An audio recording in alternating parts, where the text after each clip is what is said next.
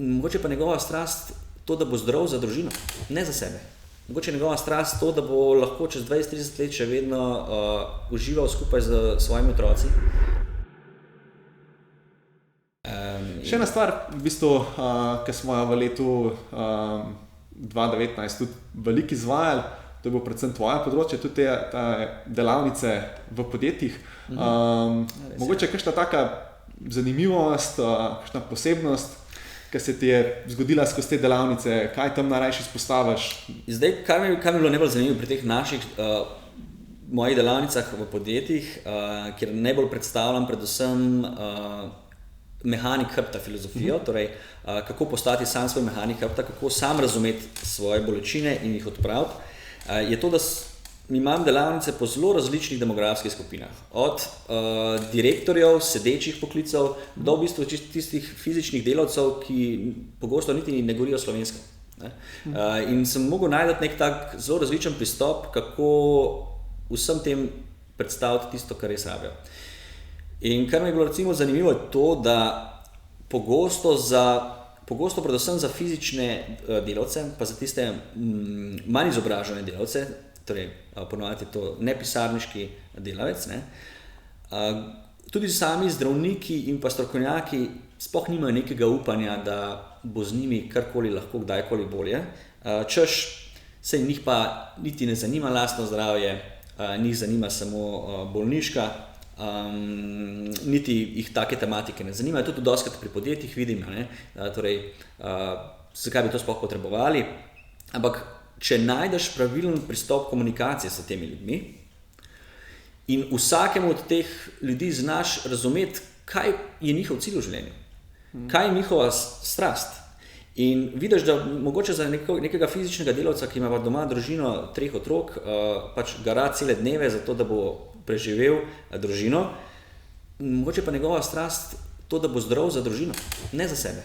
Mogoče njegova strast to, da bo lahko čez 20-30 let še vedno užival skupaj z svojimi otroci, da ne bo kripl doma.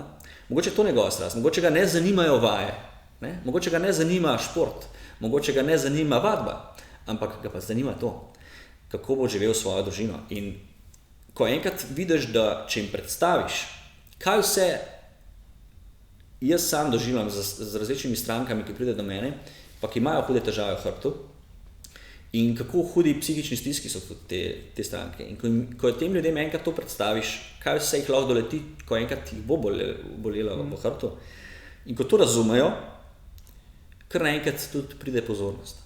In ko pride pozornost, tudi z njihove strani, vidiš, da jih zelo zanima, kako pobirajo bremena, kako se gibljajo, kako sedijo, kako dvigujejo v službi in tako naprej, kako delajo doma na vrtu ali pa z otroci.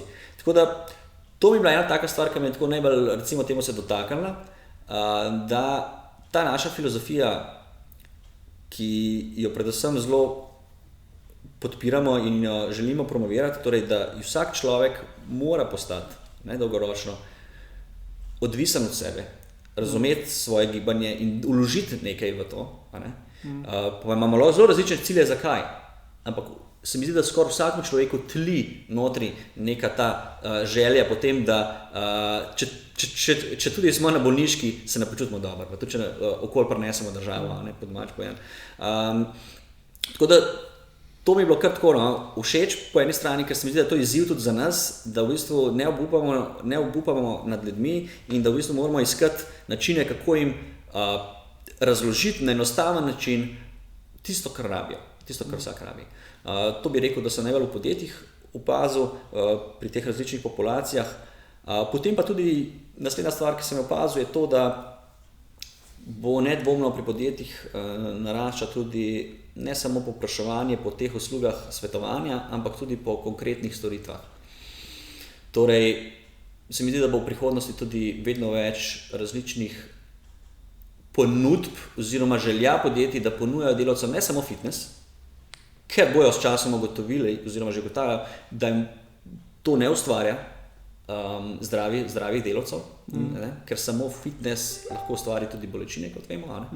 Ampak nek strokoven pristop k fitnessu pa k odpravi bolečin bo tudi tista stvar, ki jo bojo podjetja želeli, da jim mi ponujamo. In to se tudi vedno več dogaja.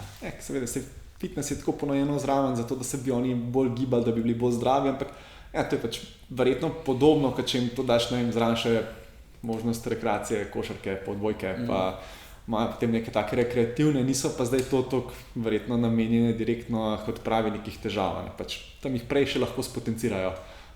Marsikdo jo lahko še bolj spotencirano. Tako je. Pa mislim tudi, da se bojo v novejših podjetjih delovni procesi mogoče malo spremenili, da bojo skušali tudi direktorji in zaposleni najdati vedno več načinov, kako vključiti gibanje med delovni proces na tak čim bolj enostaven način. Torej, mogoče kako kakšen sestanek, kdaj narediti s prehodom zunaj,